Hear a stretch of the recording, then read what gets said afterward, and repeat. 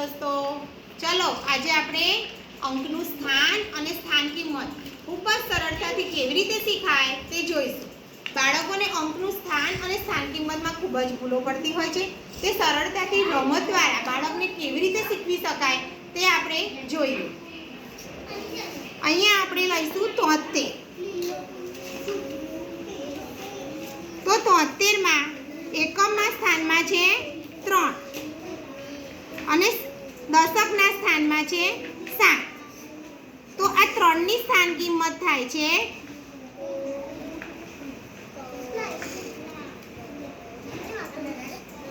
3 અને દશકના સ્થાનમાં છે 7. તો એની સ્થાન કિંમત થાય છે 70. તો આવી રીતે આ કાર્ડ પેપર આપણે કોઈ પણ સંખ્યા પર મૂકી બાળકોને ખૂબ જ સરળતાથી અંકનું સ્થાન અને સ્થાન કિંમત આપણે શીખવી શકીએ છીએ.